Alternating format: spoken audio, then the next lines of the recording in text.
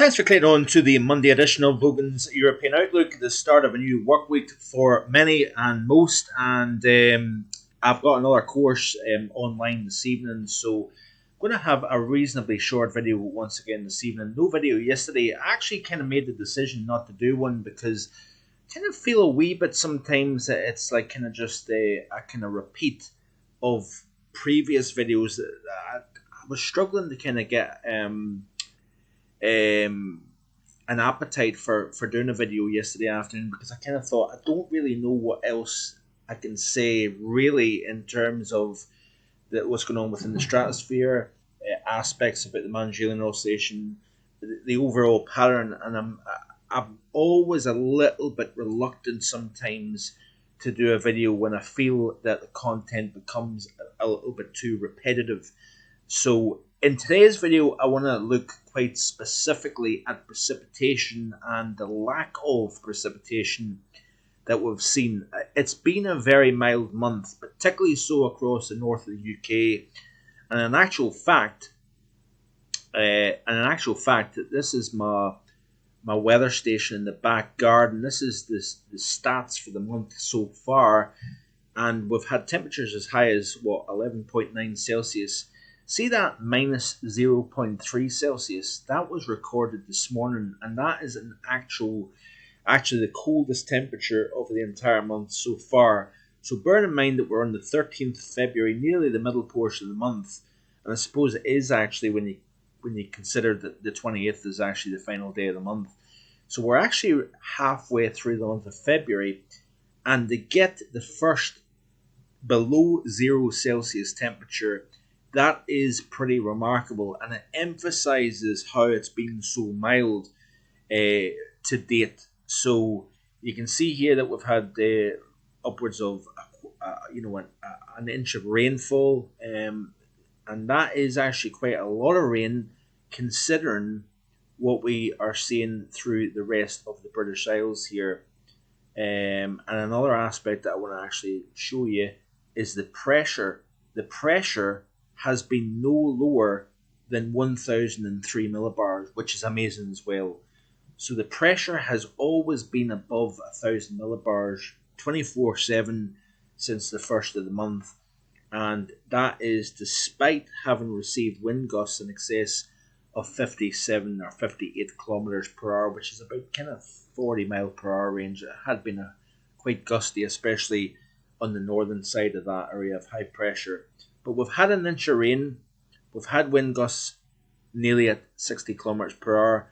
The pressure's been up at 1040 millibars, which is very strong indeed, no lower than 1003, and the temperature has gotten below freezing for the first time this month, which really is quite amazing actually when you consider that we're in the month of February.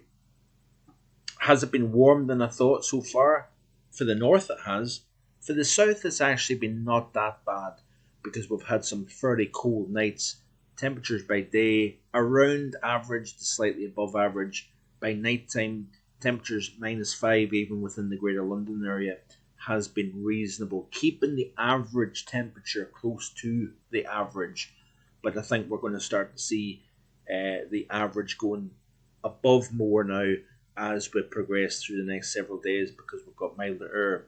But it has been something, a similar type of pattern in terms of the area of high pressure has been very stubborn, similar to what we've seen back during the middle and second half of January actually, where the temperatures have been warmest further north, coldest further south.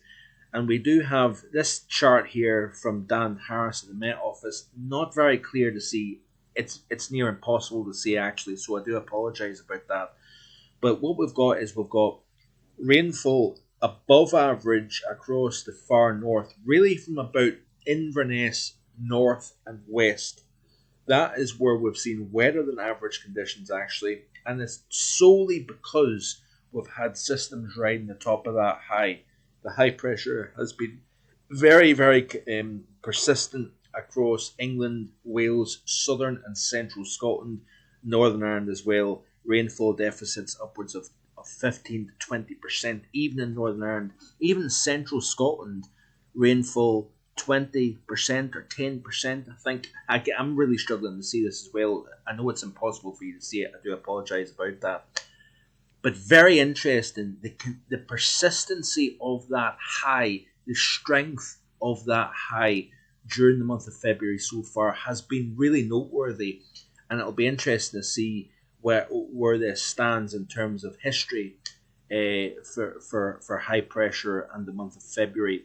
But we've got several places in the south that has recorded zero rainfall during the month of February, and there is stations in the south of the UK that's going on 30 days now without measurable rainfall. Now, what is interesting is if you look at the precipitation of the GFS for the next 10 days, so this takes out between now and the 23rd of February, there is parts of southern England that is going to see very little in the way of rainfall over the next 10 days. So we've had no rain in some places for close to 30 days. That means that we could see parts of the south 40 days without seeing any rain, which is pretty remarkable for given the fact that it's the wettest time of the year, isn't it? So these are just interesting aspects that I want to look at in today's video with regards to the lack of precipitation, the fact that the north of the UK, i.e. Inverness north, so it's the very far north, often the part of Scotland and the UK that's often forgotten about. I think quite a few people think that there's nowhere north of Inverness really. So in this general region, it has been actually wetter than average, but mild, very, very mild indeed. And really this morning, for some places, including places like Altnahara, by the way, not seeing a single frost up until this morning. So that in itself is quite impressive actually.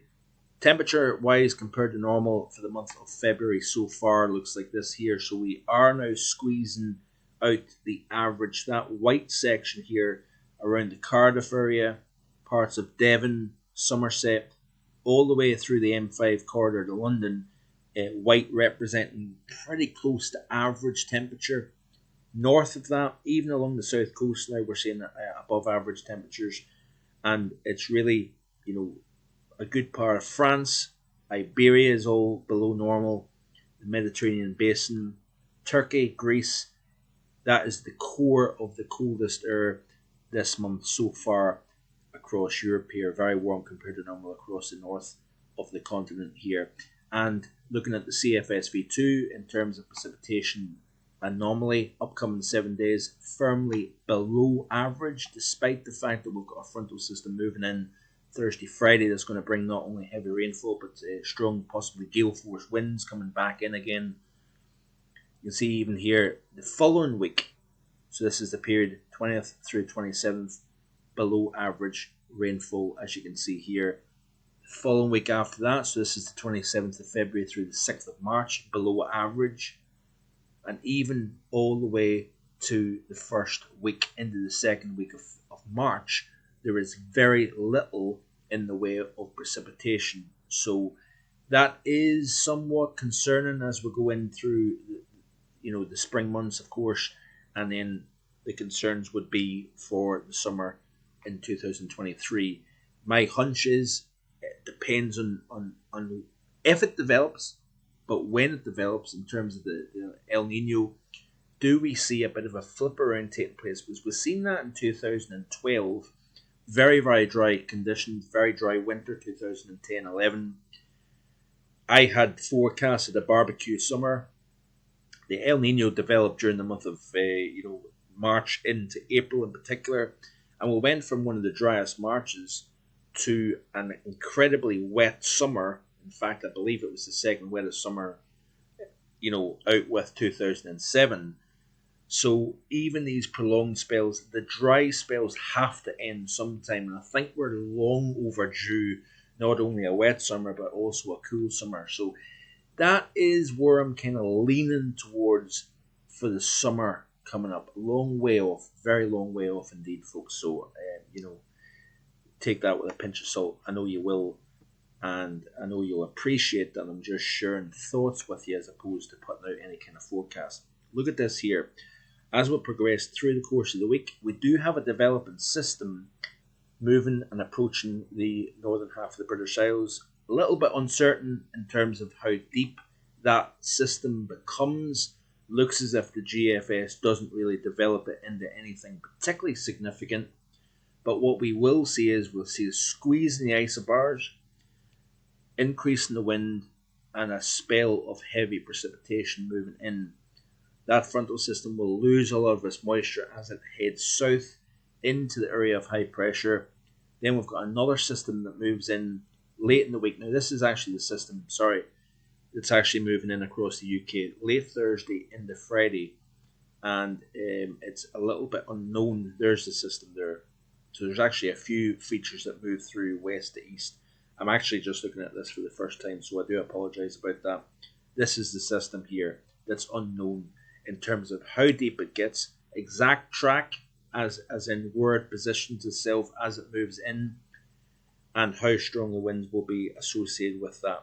All in all, westerly flow, milder than average, so we continue with this mild theme. Then we've got another feature that moves in during the weekend, as you can see here according to GFS. Again, unknown in terms of how deep that is, how much rain it produces. Do we get much in the way of snow, especially over high ground?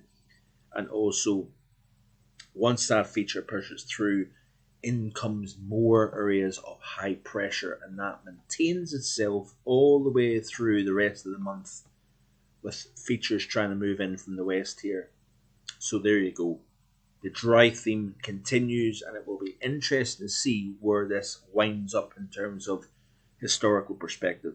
So we'll stay tuned for that and see what happens. But thanks for watching. I do appreciate it. I do appreciate the fact that there was no video yesterday. I do apologise for that, but I appreciate that you understand the reason why I didn't produce one yesterday, because I just felt that I didn't really have anything new to tell you. With regards to the stratosphere, over the next few days we should see a reversal in the upper winds circling the pole, and then of course it will be all a case of waiting and seeing what happens with regards to the downward energy transfer from that warming at 10 millibars right the way down into the troposphere. What atmospheric response does that have now? The forecast for the February period was warmer than average during the first half of the month, slightly colder than average during the second half of the month. Doesn't look as if that's going to really materialise, if I'm being honest. It looks as if it's going to wind up a pretty mild month indeed. And as I try to always do, I hold my hand up when I'm wrong, and it looks as if that is going to be a bust. We'll wait and see what March brings, wait and see what April brings. So keep it right here. There's a lot of interesting things going on at the moment, folks. So I do encourage you. It's absolutely free. If you don't already, please subscribe to the channel and stay tuned for the latest videos each and every day. Enjoy the rest of your Monday, and I'll see you again hopefully tomorrow with more. Bye for now.